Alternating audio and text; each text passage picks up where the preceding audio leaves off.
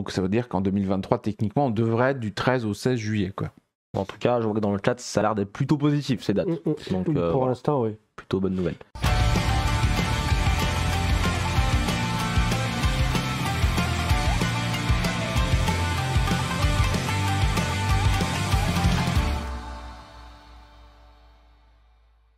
Des questions, vous en avez plein, j'en suis sûr, c'est maintenant dans le chat sur Twitch. C'est ça qu'on l'a pas dit, mais le live est aussi sur Facebook maintenant. Donc venez sur Twitch pour poser vos questions. Voilà, n'hésitez pas à les poser et on va y répondre avec grand plaisir. Je pense que ces messieurs sont impatients d'y répondre, hein. Je sais que c'est quelque chose qui vous plaît énormément et c'est aussi la raison principale pour laquelle on fait cette émission. Alors pourquoi ne pas avoir changé les logos derrière gagner nous au concours, voilà. Alors, les logos derrière nous, on les a changés. Ils sont sur mon bureau. Il faudrait juste que je les ai pas oubliés. Voilà. Voilà. Donc la prochaine fois, vous aurez les logos. Voilà, et puis le logo de l'émission et tout ça, on va essayer de tout mettre à jour pour la prochaine émission. Qu'on vous avait montré le nouveau logo et que ça évoluerait. Petit à petit, voilà, donc ça va se faire, ne vous inquiétez pas pour cela. Est-ce que vous avez des nouvelles concernant la mise à jour de l'application? C'est Lucas qui demande. L'application, elle est prête en fait. Ce qui nous bloquait là, c'est le nouveau logo et le partenariat avec Picoma parce qu'il fallait qu'on valide tous les logos avec eux aussi. Et du coup, à chaque fois qu'on fait une mise à jour, si on change le logo, il faut resoumettre l'application et autres. Donc c'était un peu compliqué. On a préféré attendre. On a préféré attendre. Donc là, on a fait un grand pas parce qu'on a le nouveau logo Japan Expo, on a le nouveau partenaire officiel, enfin le premier partenaire officiel d'ailleurs. Et donc tout ça, ça va nous permettre de faire la mise à jour très rapidement. Donc j'espère que d'ici la prochaine émission, ça y est. Sinon, de toute façon, au mois de juin, ça sera disponible. Pas d'inquiétude, de toute façon, pour le moment, l'application ne vous sert qu'à vous informer. Donc vous pouvez le faire à travers les réseaux sociaux ou le site web. Et on a de toute façon prévu de faire une émission spéciale application avec les dédicaces et autres fonctionnalités. Toute la vie du festival se passe dans l'application. Très important, surtout pour cette édition. Pour se planifier sa visite, pour... C'est clair. Je vois Tweedly dans le chat qui demande qu'il a un petit frère autiste et parfois il a du mal avec la foule.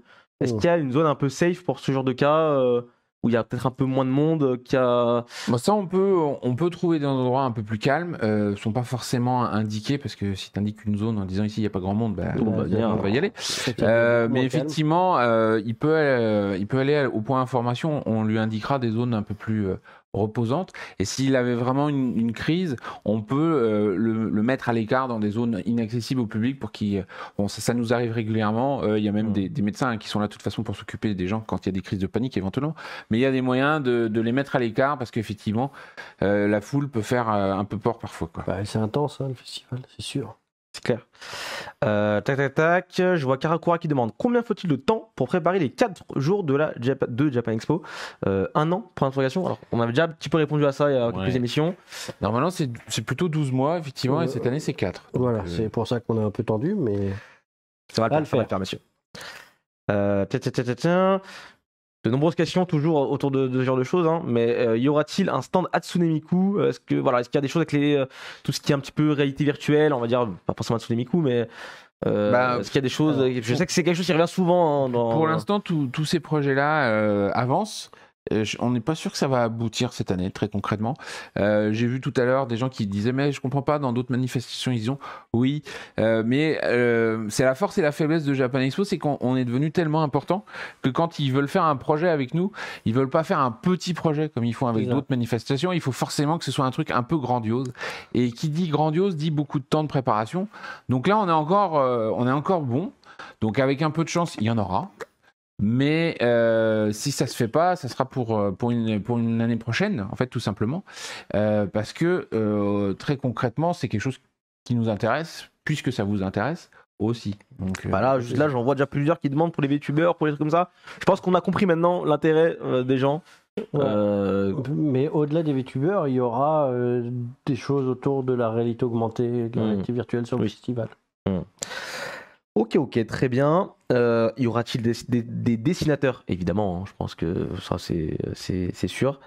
Qu'est-ce qu'il y a d'autre comme question? N'hésitez pas à reposer vos questions hein, si on en Donc a. les zappé. mascottes, on n'a pas de retour de Kumamon cette année puisque voilà, il est au Japon et c'est compliqué de le faudra plutôt compter déplacer. sur eux en 2023. Ouais, en 2023 par contre, ils sont chauds pour revenir, mais pour l'instant les conditions de transport et autres sont pas adéquates. Voilà. Néos qui est déjà dans le futur, hein, qui demande est-ce que vous comptez refaire les prochaines éditions aux mêmes dates ou pensez-vous les rechanger? Je pense qu'on y est encore un peu loin. Là déjà, on va essayer de Honnêtement, se pour focus sur- l'instant, on voit beaucoup plus de gens qui sont contents que ça ait été Ça ait changé repoussé d'une puisqu'ils ont plus d'examens, ils sont plus en période de vacances même pour prendre des jours au boulot, etc.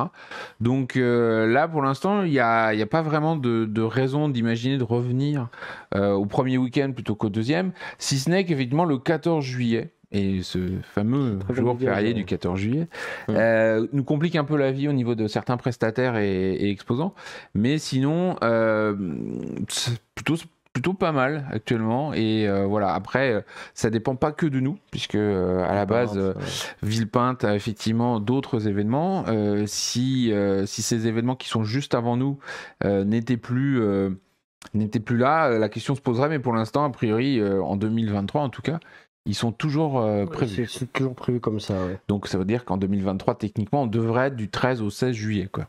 En tout cas, je vois que dans le chat, ça a l'air d'être plutôt positif ces dates. Donc, Pour voilà, l'instant, oui. plutôt bonne nouvelle. C'est. J'ai vu passer quelque chose sur les agences de voyage. Ouais, sur les tours opérateurs. Voilà, les tours opérateurs pour avoir quelque chose bus plus plus hôtel plus festival. Il n'y a que On Tour qui propose ce service-là D'accord. pour le moment. D'accord, ok.